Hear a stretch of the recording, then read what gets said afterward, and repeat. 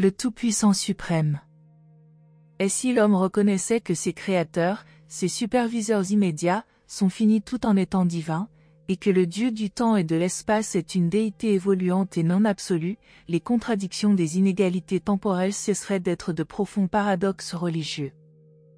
La foi religieuse ne serait plus prostituée à accroître la suffisance des fortunés, tout en ne servant qu'à encourager une résignation stoïque chez les infortunés victimes des privations sociales. Quand on examine l'exquise perfection des sphères de Havona, il est à la fois raisonnable et logique de croire qu'elles furent faites par un créateur parfait, infini et absolu. Avec la même raison et la même logique, toute personne honnête observant le tumulte, les imperfections et les injustices d'Urantia serait forcée de conclure que votre monde a été fait et se trouve dirigé par des créateurs subabsolus, pré-infinis et autres que parfaits. La croissance expérientielle implique un partenariat entre la créature et le créateur, Dieu et l'homme en association. La croissance est la marque distinctive de la déité expérientielle. Il n'y a pas eu de croissance de Havona. Havona était a toujours été, c'est un univers existentiel comme les dieux éternels qui sont sa source. Par contre, la croissance caractérise le grand univers. Le Tout-Puissant suprême est une déité vivante et évoluante de pouvoir et de personnalité. Son domaine présent, le grand univers, est aussi un royaume croissant de pouvoir et de personnalité. Sa destinée est la perfection, mais son expérience présente englobe les éléments de croissance et de statut incomplet. L'être suprême exerce premièrement ses fonctions dans l'univers central en tant que personnalité spirituelle, et deuxièmement dans le grand univers en tant que Dieu le Tout-Puissant, une personnalité de pouvoir. La fonction tertiaire du suprême, dans le maître univers, est actuellement latente et n'existe que sous forme d'un potentiel mental inconnu. Nul ne sait exactement ce que révélera ce troisième développement de l'être suprême. Certains croient qu'au moment où les super-univers seront ancrés dans la lumière et la vie, le suprême opérera à partir du Versa comme souverain tout-puissant et expérientiel du grand univers, tout en étendant son pouvoir en tant que super tout-puissant des univers extérieurs. D'autres imaginent que le troisième stade de suprématie impliquera le troisième niveau de manifestation de la déité. En réalité, aucun de nous n'en sait rien. 1. Le mental suprême. L'expérience de la personnalité de toute créature évoluante est une phase de l'expérience du Tout-Puissant suprême. L'asservissement intelligent de chaque segment physique du super-univers fait partie du contrôle croissant du Tout-Puissant suprême. La synthèse créative du pouvoir et de la personnalité est une partie de l'impulsion créative du mental suprême, elle est aussi l'essence même de la croissance évolutionnaire de l'unité chez l'être suprême.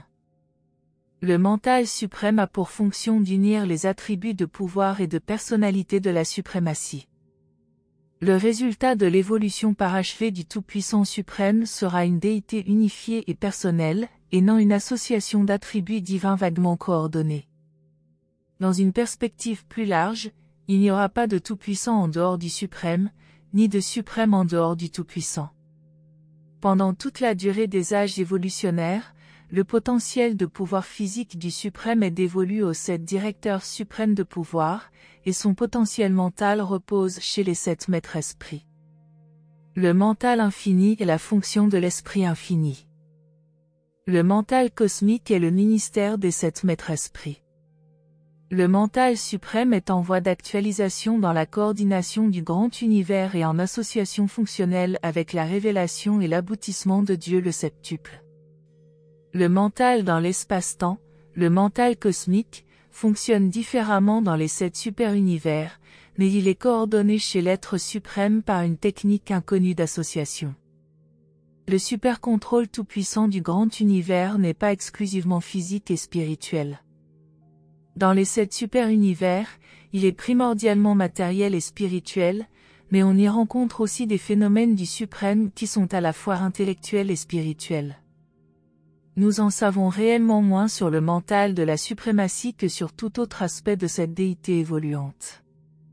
Son mental est incontestablement actif dans tout le grand univers, et l'on croit qu'il a une destinée potentielle comportant de vastes fonctions dans le maître univers.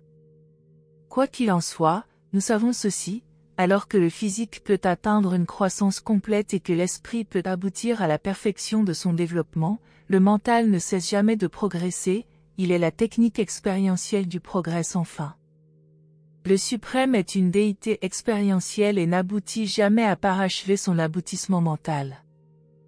2. Le Tout-Puissant est Dieu le septuple. L'apparition de la présence du pouvoir d'univers du Tout-Puissant coïncide avec l'apparition des hauts créateurs et contrôleurs des super-univers évolutionnaires sur la scène de l'action cosmique. Dieu le suprême tient de la Trinité du paradis ses attributs d'esprit et de personnalité, mais il actualise son pouvoir dans les agissements des fils créateurs, des anciens des jours et des maîtres esprits, dont les actes collectifs sont la source de son pouvoir croissant en tant que souverain tout-puissant auprès des 7 super-univers et dans les 7 super-univers. La déité non qualifiée du paradis est incompréhensible aux créatures évoluantes du temps et de l'espace.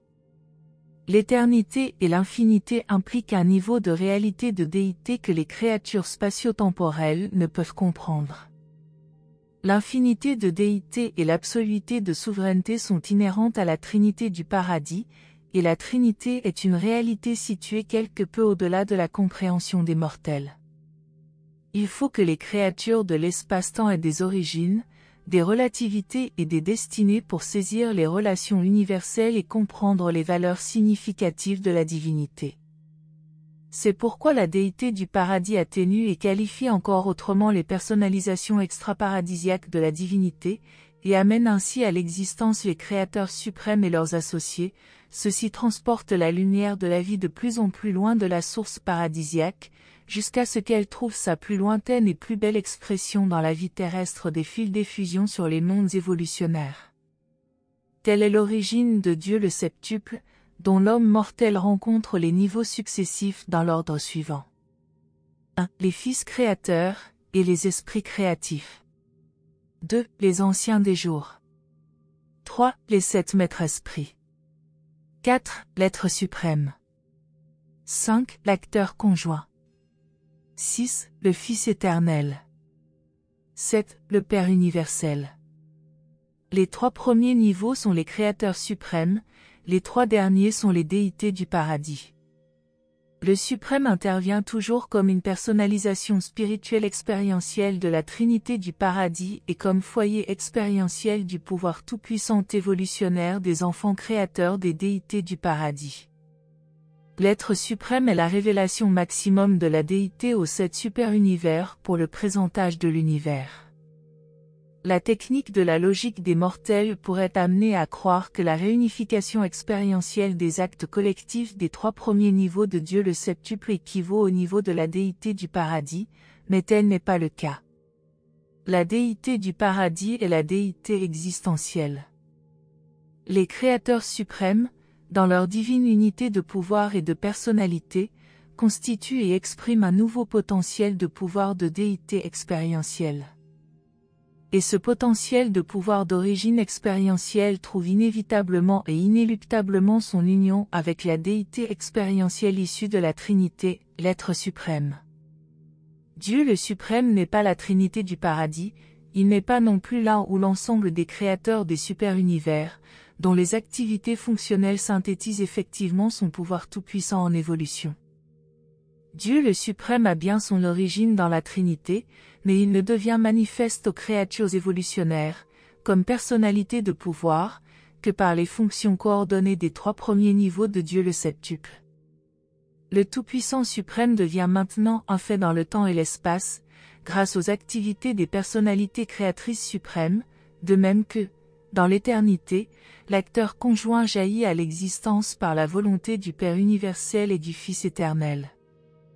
Ces êtres des 3 premiers niveaux de Dieu le septuple sont la nature et la source même du pouvoir du Tout-Puissant suprême, c'est pourquoi ils doivent toujours accompagner et soutenir ses actes administratifs.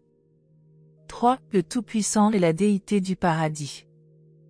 Les déités du paradis ne se bornent pas à agir directement dans tout le grand univers par leur circuit de gravité, elles opèrent également par leurs divers agents et autres manifestations telles que 1. Les focalisations mentales de la source centre 3e. La cohésion des domaines finis de l'énergie et de l'esprit est littéralement assurée par les présences mentales de l'acteur conjoint. Ceci est vrai à partir de l'esprit créatif dans un univers local, puis pour les esprits réflexifs d'un super-univers et jusqu'au maître-esprit dans le grand univers. Les circuits mentaux émanant de ces divers foyers d'intelligence représentent le cadre cosmique où les créatures peuvent exercer leur choix. Le mental est la réalité flexible que créatures et créateurs peuvent manier si aisément, c'est le chaînon essentiel reliant la matière et l'esprit. L'effusion mentale de la source centre troisième unifie la personne spirituelle de Dieu le Suprême avec le pouvoir expérientiel du Tout-Puissant évolutionnaire. 2. Les révélations de personnalité de la source centre deuxième. Les présences mentales de l'acteur conjoint unifient l'esprit de divinité avec l'archétype d'énergie. Les incarnations d'effusion du Fils éternel et de ses fils paradisiaques unifient, fusionnent en fait, la nature divine d'un créateur avec la nature évoluante d'une créature. Le suprême est à la fois créature et créateur, et la possibilité qu'il ait cette double qualité se révèle dans les actes d'effusion du Fils éternel et de ses fils coordonnés et subordonnés. Les membres des ordres de filiation qui s'effusent, les Michaël et les Avonal, ajoutent effectivement, à leur nature divine, les natures de bonne foi des créatures qui sont devenues les leurs lorsqu'ils ont effectivement vécu la vie des créatures sur les mondes évolutionnaires. Quand la divinité devient semblable à l'humanité, cette relation comporte en elle-même la possibilité pour l'humanité de devenir divine. 3. Les présences intérieures de la source centre première. Le mental unifie les causalités d'esprit avec les réactions d'énergie, le ministère d'effusion unifie les descentes de divinité avec les ascensions des créatures, et les fragments intérieurs du Père universel unifient effectivement les créatures en évolution avec Dieu au paradis. Des personnalités appartenant à de nombreux ordres sont habitées par des présences analogues du Père. Chez les mortels, ces fragments divins de Dieu sont les ajusteurs de pensée. Les moniteurs de mystères sont, pour les êtres humains, ce qu'est la Trinité du paradis pour l'être suprême. Les ajusteurs sont des fondements absolus. Sur des fondements absolus, le libre arbitre peut faire apparaître, par évolution, la réalité divine d'une nature se prolongeant dans l'éternité, la nature de finalitaire dans le cas de l'homme, la nature de déité chez Dieu le Suprême. Quand les fils divins des ordres paradisiaques s'effusent sous forme de créatures, cela leur permet d'enrichir leur personnalité en acquérant la nature effective des créatures de l'univers. En même temps, ces effusions révèlent infailliblement aux créatures elles-mêmes le sentier du paradis pour atteindre la divinité. Le don des ajusteurs par le Père universel lui permet d'attirer à lui la personnalité des créatures volitives. Et dans toutes ces relations dans les univers finis, l'acteur conjoint est la source toujours présente du ministère mental, grâce auquel ces activités se produisent. C'est ainsi, et de bien d'autres manières, que les déités du paradis participent aux évolutions du temps à mesure qu'elles se déroulent sur les planètes tourbillonnantes de l'espace et qu'elles culminent dans l'émergence de la personnalité du suprême, conséquence de toute l'évolution. 4. Le Tout-Puissant et les créateurs suprêmes. L'unité du Tout suprême dépend de l'unification progressive des parties finies.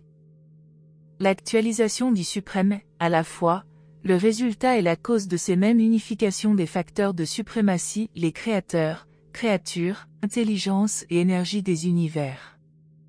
Au cours des âges où la souveraineté de la suprématie se développe dans le temps, le pouvoir tout-puissant du suprême dépend des actes de divinité de Dieu le septuple. En même temps, il semble y avoir une relation particulièrement étroite entre l'être suprême et l'acteur conjoint, ainsi qu'avec ses personnalités primaires, les 7 maîtres esprits.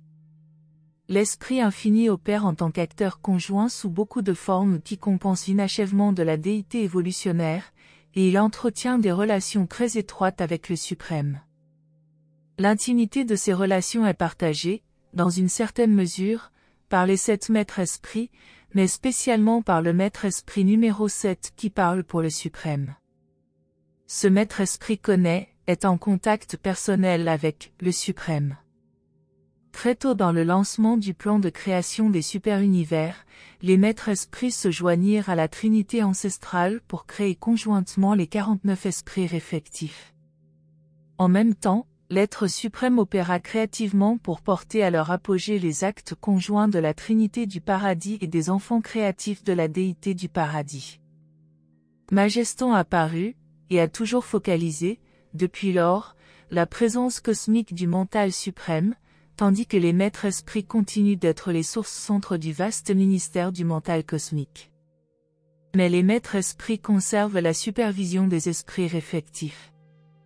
Le 7e maître esprit, dans sa supervision générale du super-univers d'Orvonton depuis l'univers central, est en contact personnel avec les 7 esprits réflectifs situés sur Uversa, et il en a le super-contrôle. Dans son administration et son contrôle des relations intérieures de son super-univers et des relations extérieures entre super-univers, il est en contact réflectif avec les esprits réflectifs de son propre type, situés sur chacune des capitales super-universelles. Non seulement les maîtres esprits soutiennent et accroissent la souveraineté de la suprématie, mais, à leur tour, ils sont affectés par les desseins créatifs du suprême. En général, les créations collectives des maîtres esprits sont d'ordre quasi matériel, directeurs de pouvoir, etc., tandis que leurs créations individuelles sont d'ordre spirituel, supermafin, etc. Mais, quand les maîtres esprits produisirent collectivement les 7 esprits des circuits en réponse à la volonté et au dessein de l'être suprême, il y a lieu de noter que les fruits de cet acte créatif sont spirituels, et non matériels ou quasi matériels. Et comme il en est avec les maîtres esprits des super-univers, il en est aussi avec les dirigeants trains de ces super-créations, les anciens des jours. Ces personnifications du jugement en justice de la Trinité dans le temps et l'espace sont, sur le terrain de l'action, les leviers destinés à mobiliser le pouvoir tout-puissant du suprême. Ils servent de septuples points focaux pour l'évolution de la souveraineté trinitaire dans le domaine de l'espace et du temps. De leur position avantageuse, à mi-chemin entre le paradis et les mondes en évolution, ces souverains d'origine trinitaire voient, connaissent et coordonnent les deux chemins. Ce sont toutefois les univers locaux qui représentent les vrais laboratoires dans lesquels se réalisent les expérimentations mentales, les aventures galactiques, les développements de la divinité et les progrès de la personnalité. Le total cosmique de ces éléments constitue la base effective sur laquelle le suprême s'appuie pour achever, dans l'expérience et par l'expérience, l'évolution de la déité. Dans les univers locaux, les créateurs eux-mêmes évoluent, la présence de l'acteur conjoint évolue depuis un vivant foyer de pouvoir jusqu'au statut de la divine personnalité d'un esprit mère d'univers. Le Fils créateur évolue depuis la nature de divinité paradisiaque existentielle jusqu'à la nature expérientielle de souveraineté suprême. Les univers locaux sont les points de départ de la véritable évolution, les frayères de personnalités imparfaites de bonne foi qui bénéficient du libre choix de devenir les co-créatrices d'elles-mêmes telles qu'elles doivent être. Dans leurs effusions sur les mondes évolutionnaires, les fils magistraux finissent par acquérir une nature qui exprime la divinité du paradis unifiée par expérience avec les plus hautes valeurs spirituelles de la nature matérielle humaine. Par ces effusions et par d'autres, les Michaël créateurs acquièrent de même les points de vue cosmiques et les natures des enfants de leur propre univers local. Ces maîtres fils créateurs ont alors à peu près parachevé l'expérience subsuprême, quand leur souveraineté sur leur univers local s'étend au point d'englober les esprits créatifs associés, on peut dire qu'elle approche des confins de la suprématie dans les limites des présents potentiels du grand univers en évolution. Quand les fils d'effusion révèlent aux hommes de nouveaux chemins pour trouver Dieu, ils ne créent pas ces sentiers permettant d'atteindre la divinité, ils éclairent plutôt ces éternelles grandes routes de la progression qui conduisent à la personne du Père du paradis en passant par la présence du Suprême. L'univers local est le point de départ pour les personnalités qui sont les plus éloignées de Dieu et qui peuvent donc faire l'expérience, au plus haut degré, de l'ascension spirituelle dans l'univers et atteindre une participation expérientielle maximale dans la co-création d'eux-mêmes. Ces mêmes univers locaux procurent également les plus grandes profondeurs d'expérience aux personnalités descendantes qui atteignent ainsi quelque chose qui, pour elle, est aussi significatif qu'est l'ascension du paradis pour une créature évoluante. L'homme mortel paraît nécessaire à la pleine fonction de Dieu le septuple, dans la mesure où ce groupement de divinités culmine dans le suprême en voie d'actualisation. Des personnalités de beaucoup d'autres ordres de l'univers sont tout aussi nécessaires à l'évolution du pouvoir tout-puissant du suprême, mais notre description est présentée pour édifier des êtres humains, elle est donc largement limitée aux facteurs agissant sur l'évolution de Dieu le septuple et qui sont en rapport avec l'homme mortel. 5. Le Tout-Puissant et les contrôleurs septuples. Vous avez été instruit des relations de Dieu le septuple avec l'être suprême, et vous devriez maintenant reconnaître que le septuple englobe les contrôleurs aussi bien que les créateurs du grand univers. Ces septuples contrôleurs du grand univers comprennent 1. Les maîtres contrôleurs physiques. 2. Les centres de pouvoir suprême. 3. Les directeurs de pouvoir suprême. 116, 5.5, 1273.9, 4. Le Tout-Puissant suprême. 5. Le Dieu d'action, l'Esprit infini. 6. L'île du paradis. 7. La source du paradis, le Père universel. Ces 7 groupes sont fonctionnellement inséparables de Dieu le septuple et constituent le niveau du contrôle physique de cette association de déités. La bifurcation entre l'énergie et l'esprit, qui découle de la présence conjointe du Fils éternel et de l'île du paradis, fut symbolisée au sens superuniversel quand les 7 maîtres esprits se lancèrent ensemble dans leur premier acte de création collective. Cet épisode se traduisit par l'apparition des 7 directeurs de pouvoir suprême. En même temps, les circuits spirituels des maîtres esprits se différencièrent, par contraste, d'avec les activités physiques de supervision des directeurs de pouvoir, et le mental cosmique apparut immédiatement comme un nouveau facteur coordonnant la matière et l'esprit. Le Tout-Puissant suprême évolue en tant que supercontrôleur du pouvoir physique du grand univers. Dans le présent âge de l'univers, ce potentiel de pouvoir physique paraît centré chez les 7 directeurs de pouvoir suprême qui opèrent par les emplacements fixes des centres de pouvoir et par les présences mobiles des contrôleurs physiques. Les univers du temps ne sont pas parfaits, c'est leur destinée. La lutte pour la perfection ne concerne pas seulement les niveaux intellectuels et spirituels, mais aussi le niveau physique d'énergie et de masse. L'ancrage des 7 super-univers dans la lumière et la vie présuppose qu'ils aient atteint la stabilité physique. On conjecture que l'établissement final de l'équilibre matériel signifiera que l'évolution du contrôle physique du Tout-Puissant est parachevée. Au premier temps de l'édification d'un univers, même les créateurs du paradis s'intéressent primordialement à l'équilibre matériel. Le modèle d'un univers local prend forme non seulement comme résultat des activités des centres de pouvoir, mais aussi à cause de la présence, dans l'espace, de l'esprit créatif. Tout au long de ces époques primitives de l'édification d'un univers local, le Fils créateur fait montre d'un attribut peu compris de contrôle matériel, et il ne quitte pas sa planète capitale avant que l'équilibre global de son univers local ait été établi dans ses grandes lignes. En dernière analyse, toute énergie répond au mental, et les contrôleurs physiques sont les enfants du Dieu mental qui est l'animateur de l'archétype du paradis. Les directeurs de pouvoir consacrent sans relâche leur intelligence à établir leur contrôle sur la matière. Leur lutte pour dominer physiquement les relations de l'énergie et les mouvements de la masse ne cesse jamais avant qu'ils n'aient obtenu une victoire finie sur les énergies et les masses qui constituent leur domaine perpétuel d'activité. Les luttes spirituelles du temps et de l'espace concernent l'évolution de la maîtrise de l'esprit sur la matière par la médiation du mental, personnel. L'évolution physique, non personnelle, des univers s'occupe d'amener l'énergie cosmique à s'harmoniser avec les concepts mentaux d'équilibre soumis au supercontrôle de l'esprit.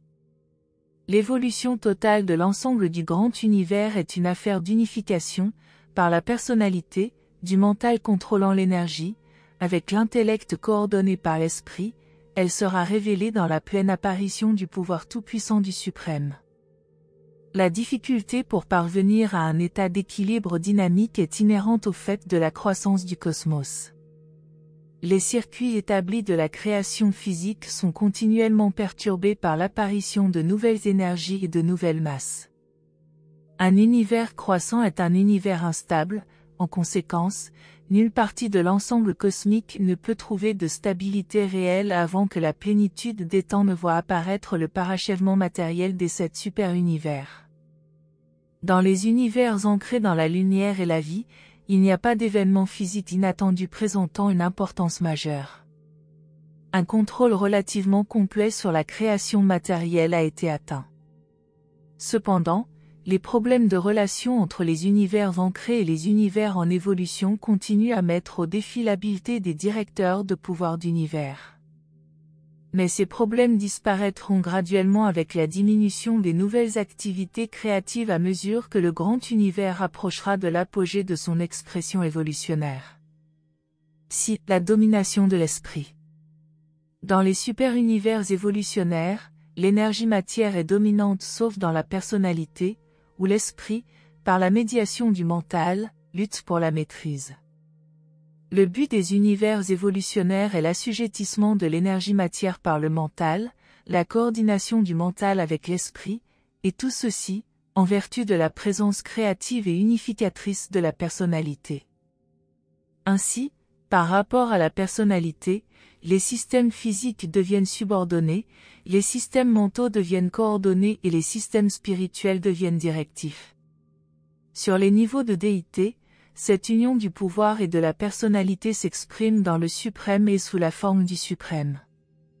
Mais l'évolution effective de la domination de l'esprit est une croissance basée sur les actes du libre arbitre des créateurs et des créatures du grand univers.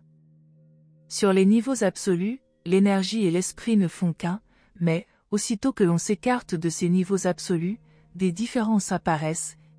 À mesure que l'énergie et l'esprit plongent dans l'espace en s'éloignant du paradis, l'abîme entre eux s'élargit. Quand ils en arrivent aux univers locaux, ils sont devenus tout à fait divergents. Ils ont cessé d'être identiques, ils ne sont pas non plus semblables et le mental doit intervenir pour les relier. Le fait que l'énergie puisse être dirigée par les personnalités des contrôleurs révèle qu'elle est sensible à l'action du mental. Le fait que la masse puisse être stabilisée par l'action de ces mêmes entités contrôlantes indique que la masse est sensible à la présence du mental génératrice d'ordre. Quant au fait que l'esprit lui-même, chez une personnalité volitive, puisse s'efforcer de dompter l'énergie matière par l'intermédiaire du mental, il révèle l'unité potentielle de toute création finie. À travers tout l'univers des univers, il existe une interdépendance de toutes les forces et personnalités. Les fils créateurs et les esprits créatifs dépendent de la fonction coopérative des centres de pouvoir et des contrôleurs physiques dans l'organisation des univers. Les directeurs suprêmes de pouvoir sont incomplets sans le super-contrôle des maîtres-esprits. Chez un être humain, le mécanisme de la vie physique est en partie sensible au commandement du mental, personnel. À son tour, ce mental lui-même peut être dominé par les directives d'un esprit motivé. Le résultat d'un tel développement évolutionnaire est l'apparition d'un nouvel enfant du suprême, d'une nouvelle unification personnelle des diverses sortes de réalités cosmiques. Et ce qui est vrai pour les parties est vrai également pour le tout. La personnalité d'esprit de la suprématie a besoin du pouvoir évolutionnaire du Tout-Puissant pour arriver à parachever sa déité et pour atteindre sa destinée d'association trinitaire. L'effort est fait par les personnalités du temps et de l'espace, mais il appartient au Tout-Puissant suprême de porter à son apogée et de couronner cet effort. Et, puisque la croissance du tout est une somme de la croissance collective des parties, il s'ensuit également que l'évolution des parties est une réflexion segmentée de la croissance motivée du tout. Au paradis, la monota et l'esprit ne font qu'un, on ne peut les distinguer que par le nom. Dans Avona, la matière et l'esprit, tout en comportant des différences notables, sont en même temps en harmonie innée. Par contre, dans les 7 super-univers, il y a une grande divergence, un grand abîme entre l'énergie cosmique et l'esprit divin. En conséquence, un plus grand potentiel expérientiel pour l'action mentale qui s'efforce d'harmoniser, et finalement, d'unifier les modèles physiques avec les desseins spirituels. Dans les univers de l'espace qui évoluent dans le temps, la divinité s'estompe davantage, les problèmes difficiles à résoudre sont plus nombreux, et leur solution fournit de plus grandes occasions d'acquérir de l'expérience. L'ensemble de cette situation super-universelle crée un plus vaste cadre d'existence évolutionnaire dans lequel la possibilité d'expérience cosmique est offerte aussi bien à la créature qu'au créateur, et même à la déité suprême. La domination de l'esprit, qui est existentielle sur les niveaux absolus, devient une expérience évolutionnaire sur les niveaux finis et dans les 7 super-univers, et cette expérience est partagée au même titre par tous, depuis l'homme mortel jusqu'à l'être suprême. Tous font leur possible, leur meilleur effort personnel pour aboutir. Tous, personnellement, participent à la destinée. C'est l'organisme vivant du grand univers. Le grand univers n'est pas seulement une création matérielle physiquement splendide, spirituellement sublime et intellectuellement grandiose, mais aussi un organisme vivant magnifique et sensible. Une vie réelle envoie ses pulsations dans tout le mécanisme de l'immense création du vibrant cosmos. La réalité physique des univers symbolise la réalité perceptible du Tout-Puissant suprême. Cet organisme matériel et vivant est pénétré par des circuits de renseignement, de même que le corps humain est traversé par un réseau de conduits nerveux sensitifs. L'univers physique est traversé par des canaux d'énergie qui activent efficacement la création matérielle, de même que le corps humain est nourri et alimenté en énergie par le système circulatoire qui distribue les produits énergétiques assimilables de la nourriture. L'immense univers n'est pas dépourvu de centres coordinateurs effectuant un magnifique supercontrôle comparable au délicat système de contrôle chimique du mécanisme humain. Si seulement vous saviez quelque chose de la constitution physique d'un centre de pouvoir, nous pourrions par analogie vous en dire beaucoup plus long sur l'univers physique. De même que les mortels comptent sur l'énergie solaire pour maintenir la vie, de même le grand univers dépend des énergies inépuisables émanant du bas paradis pour entretenir les activités matérielles et les mouvements cosmiques de l'espace. Le mental a été donné aux mortels pour leur permettre de devenir conscients de leur propre identité et de leur personnalité, et un mental, même un mental suprême, a été attribué à la totalité du fini pour que l'esprit de la personnalité émergente du cosmos s'efforce toujours de maîtriser l'énergie matière. L'homme mortel est sensible à la gouverne de l'esprit, de même que le grand univers répond à la vaste emprise de la gravité d'esprit du Fils éternel, à la cohésion supramatérielle universelle des valeurs spirituelles éternelles de toutes les créations contenues dans le cosmos fini du temps et de l'espace. Les êtres humains sont capables de s'identifier pour toujours avec la réalité totale et indestructible de l'univers, par fusion avec l'ajusteur de pensée intérieure. De même, le suprême dépend perpétuellement de la stabilité absolue de la déité originelle, la Trinité du paradis. L'aspiration à la perfection du paradis que l'homme éprouve, son effort pour atteindre Dieu, crée dans le cosmos vivant une tension de divinité authentique qui ne peut se résoudre que par l'évolution d'une âme immortelle.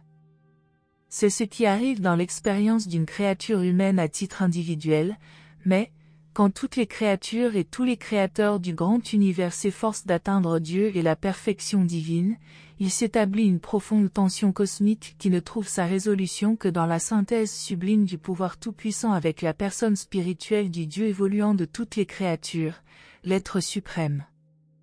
Parrainé par un puissant messager séjournant temporairement sur Urantia.